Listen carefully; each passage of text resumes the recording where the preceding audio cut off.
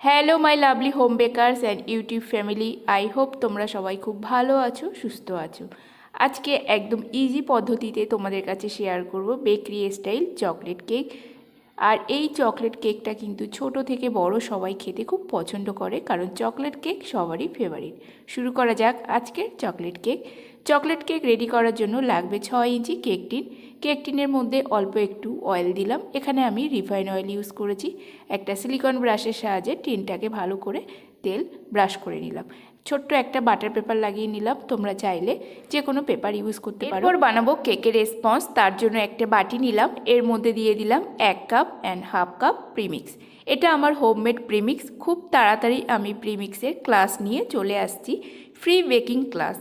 এরপর অ্যাড করব half cup জল, কিন্তু জলটা একদম পুরোপুরি একসাথে ঢেলে দেবো না, তাহলে আমাদের ব্যাটারটা একটু পাতলা হয়ে যেতে পারে। তো একটা হ্যান্ড উইস্কারের সাহায্যে আমি মিশিয়ে নিলাম। এখানে কোনো নির্দিষ্ট ডাইরেকশান না ফলো করলেও চলবে। অ্যাড করে দেবো চকলেট এসেন্স। আমি এখানে কোকো পাউডার অ্যাড করেছি, তবু আমি এক্সট্রা করে চকলেট এসেন্স অ্যাড করলাম। আরও একটু জল দেবো, যতক্ষণ না আমাদের ব্যাটারটা একদম lumps free smooth and shining batter না রেডি হচ্ছে, ততক্ষণ আমরা হ্যান্ড উইস্কারের সাহায্যে ফেটাতে থাকবো। সবার লাস্ট একটা স্প্যাচুলার সাহায্যে কাট অ্যান্ড ফোল্ড করে নেব, যাতে আমাদের কেকের নিচে উপরে যে ইনগ্রিডিয়েন্টসগুলো থাকে একদম ইকুয়ালি মিক্সড হয়ে যায়। এরপর 6 ইঞ্চি কেক টিনের মধ্যে আমি ব্যাটারটা দিয়ে দিলাম। ব্যাটারের কনসিস্টেন্সি একদম রিবন টেক্সচারে হবে, না গাঢ় হবে না পাতলা হবে। এরপর 160 ডিগ্রি টেম্পারেচারে প্রিহিট করা ওভেনের মধ্যে আমি কেক টিনটা রেখে দেবো 30 মিনিটের মতো, কিন্তু 25 মিনিটে তোমাদের এই কেকটা বেক হয়ে যাবে। তোমাদের কাছে ওটিজি না থাকলে গ্যাস ওভেনেও বেক করে নিতে পারো। সেক্ষেত্রে তোমরা প্রেশার কুকার, বড় গামলা বা কড়াই ইউজ করেও বেকিং করতে পারো। আমি অনেক ভিডিওতে শেয়ার করেছি সেটা কিভাবে করবে। ততক্ষণে আমার কেকটা বেক হোক, অন্যদিকে চলো হুইপ ক্রিমটা ফেটিয়ে নিই। এখানে আমি গুডরিজের হুইপ ক্রিম নিয়েছি। 1 পাউন্ড কেক রেডি করার জন্য তোমাদের 200 গ্রামের মতো ক্রিম লাগবে। 180 গ্রাম ক্রিম নিলেও কোনো অসুবিধা নেই, কিন্তু সবসময় তোমরা খেয়াল করবে কাস্টমার যে ধরনের ডিজাইন তোমাদের কাছে পাঠাবে সেই হিসাবেই ক্রিমটা কখনো কম হয়, আবার কখনো বেশি হয়। তো এখানে একদম আমি চিল্ড ক্রিম নিয়েছি।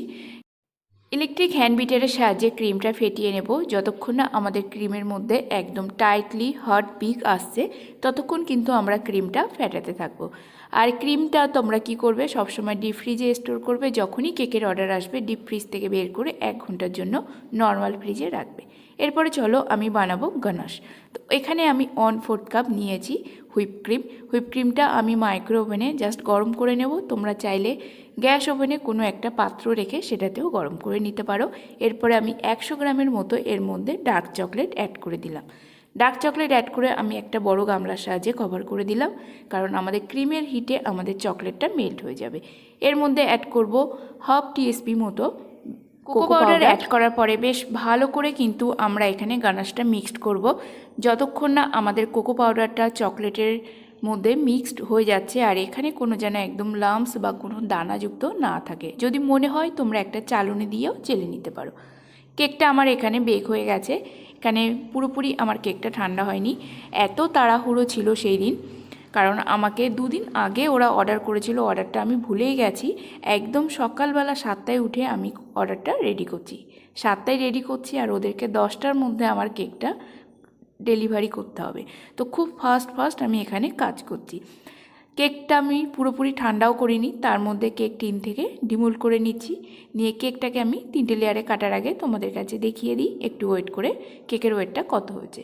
তো প্রথমে আমি কেক বোর্ডটা রাখলাম, বোর্ডের ওয়েট হচ্ছে 51। এখানে আমি 8 রাউন্ড বোর্ড নিয়েছি, তোমরা চাইলে স্কোয়ার বোর্ডটাও নিতে পারো।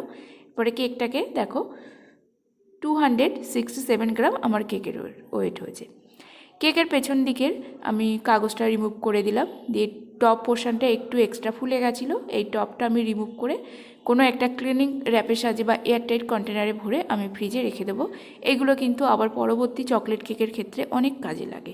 এটার সাহায্যে তোমরা কোনো কাপ কেকের ডেকোরেশন করতে পারো, কোনো মুস কেকও বানাতে পারো, বা কোনো এই কেকটাকে ক্রাম করে তোমরা সেটাকে কোনো চকলেট রাম বল, অনেক ধরনের কাজে এই চকলেটের স্পঞ্জের টুকরোগুলো লাগে। পরে কেকের সাইডে আমি 2টো মার্ক করে নিয়েছি, নিয়ে ইকুয়ালি 3টে লেয়ারে কেটে নিচ্ছি। 3টে লেয়ারে কাটা হয়ে গেলে এরপরে আমি বানিয়ে নেব কেক সুকিংয়ের জন্য জল। অদ্ভুত রকমের একটা জল, এই জলটা ইউজ করলে কিন্তু চকলেট কেকের টেস্ট আরও বেটার হয়। তো এখানে আমি হাফ কাপের মতো একটা কাপের মধ্যে অল্প জল নিয়েছি, তার মধ্যে হাফ চামচ মতো কোকো পাউডার অ্যাড করব। কোকো পাউডারটা সম্পূর্ণ জলের সাথে মিক্সড না হওয়া পর্যন্ত বেশ ভালো করে ফেটাতে থাকবো। এই জলটা দিয়েই কিন্তু আজকে চকলেট কেকটা বেশ ভালো করে সোক করে নেব। এক্সট্রা সোকিংও করব না, তাহলে আমাদের চকলেট কেকের মধ্যে ময়েস্ট ভাবটা বেশি চলে আসবে। পর অল্প একটু বাটিতে আমি নিয়েছি চকলেট গানাশ, তার মধ্যে হুইপ ক্রিম দিয়ে বেশ ভালো করে ফেটিয়ে নিয়ে চকলেট ক্রিমটা রেডি করে নিলাম। এই ক্রিমটা তোমরা চাইলে একটা পাইপিং ব্যাগের মধ্যে ভরে নিতে পারো।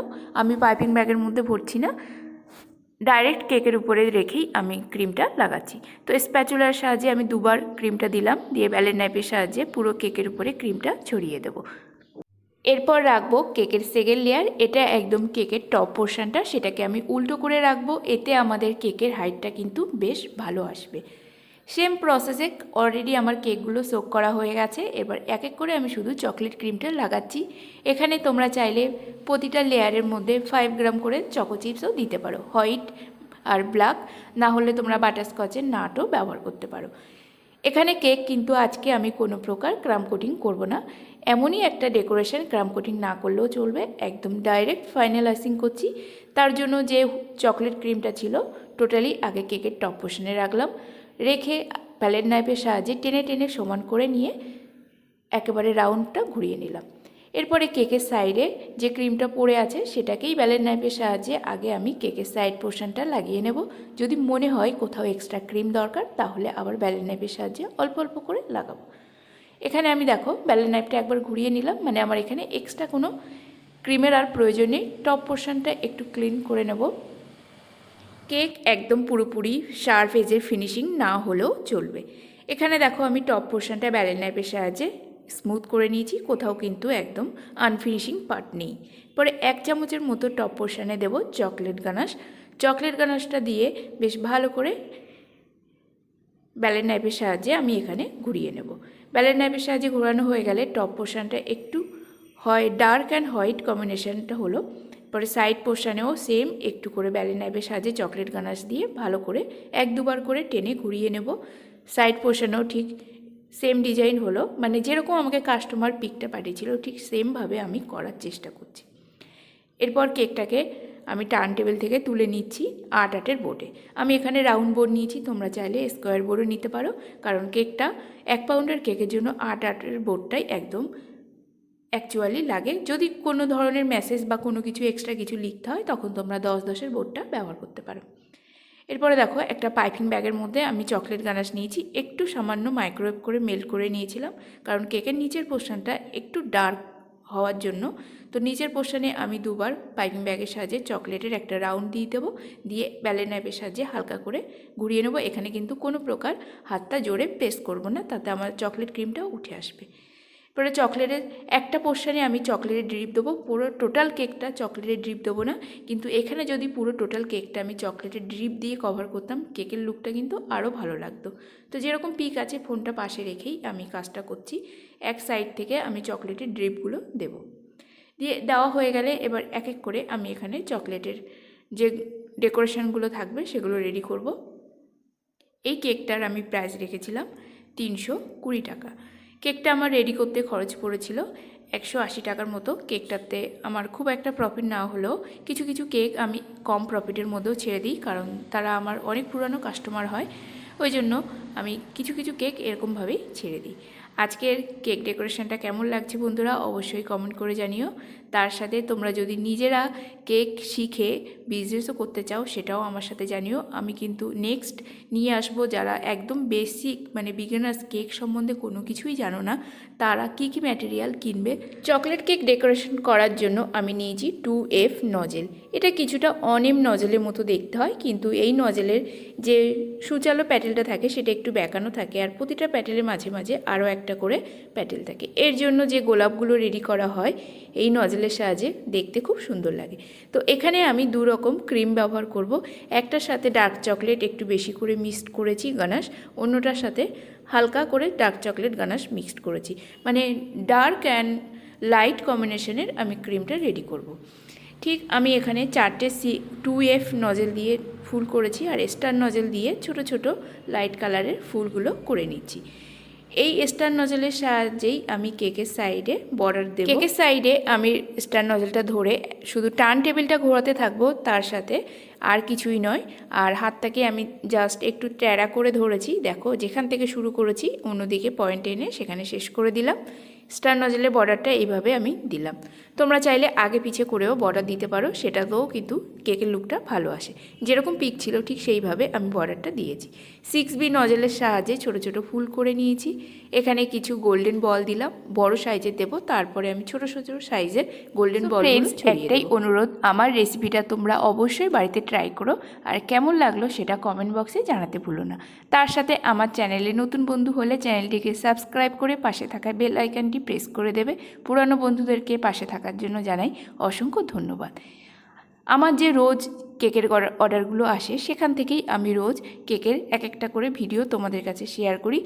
এতদিন যতগুলো ভিডিও শেয়ার করেছি সব থেকে বেশি আমি চকলেট কেকের কিন্তু ভিডিও শেয়ার করেছি। চকলেট কেক আমরা ছোট থেকে বড় যে কোনো বয়সের লোকেরাই কিন্তু খেতে বেশি। আজকের ভিডিওতে যে ছোট ছোট টিপস শেয়ার করলাম সেটা তোমাদের কেক বেকিং বা কেক বিজনেসের ক্ষেত্রে কিন্তু অনেক হেল্পফুল হবে। বা যারা একদম কেক সম্পর্কে কোনো কিছুই জানো না, বিগিনার্স, ভাবছো কোথাও কেকের ট্রেনিং নেবে, কিন্তু বন্ধুরা আমি বলবো তোমাদের সেই ট্রেনিংয়ের বাজেটটা কিন্তু সেই টাকা থেকে তোমরা কেকের ম্যাটেরিয়ালগুলো পারচেস করো। আমার কেকের ভিডিও দেখে কিন্তু তোমরা বাড়িতেই ইজিলি কেক ডেকোরেশন করে ফেলতে পারবে। সেখান থেকে ধীরে ধীরে প্র্যাকটিস করতে করতে তোমরা নিজেরাই একটা কেক শপও ওপেন করতে পারবে। এরপরে চলো কেকটাকে আমি ওয়েট করে নিই। এখানে আমার কেকের ওয়েট হয়েছে 652 গ্রাম। তো এখানে আমার কেকটা একটু ওভার ওয়েটও হয়েছে, কারণ আমাদের কেক বোর্ডের ওয়েট ছিল 51 গ্রাম বা 62 গ্রাম আমি এখানে ধরলাম। তাহলে আমার কেকের ওয়েট হলো 600 গ্রাম। 500 গ্রামের থেকে আমি 100 গ্রাম এক্সট্রা কাস্টমারকে দিলাম, কারণ এটা আমার অনেক পুরনো কাস্টমার। সেই অনেক দিন ধরে আমার কাছে যখনই কোনো অনুষ্ঠান হয় কেকের অর্ডার নেয়। কখনো কখনো কাস্টমারকে একটু বেশি পরিমাণে কেকের ওয়েট দিলেও কিন্তু কোনো ক্ষতি নেই, কাস্টমার খুব খুশি হয়। নেক্সট অর্ডার কিন্তু সে তোমার কাছে আবারই দেবে। এখানেই আমার কেকের ডেকোরেশনটা কমপ্লিট হয়ে গেল। কেকের ফাইনাল লুক এটাই। আজকের কেক ডেকোরেশনটা কেমন হয়েছে অবশ্যই কমেন্ট করে জানিও। তার সাথে বন্ধুরা আমার ভিডিওটি প্রচুর শেয়ার করো। আজকের মতো এখানে শেষ করছি ভিডিওটি। দেখা হবে নতুন একটা কেক ডেকোরেশন ভিডিওর সাথে। ততক্ষণ সবাই ভালো থাকবে, সুস্থ থাকবে। Thanks for watching my YouTube channel. Take care and bye by.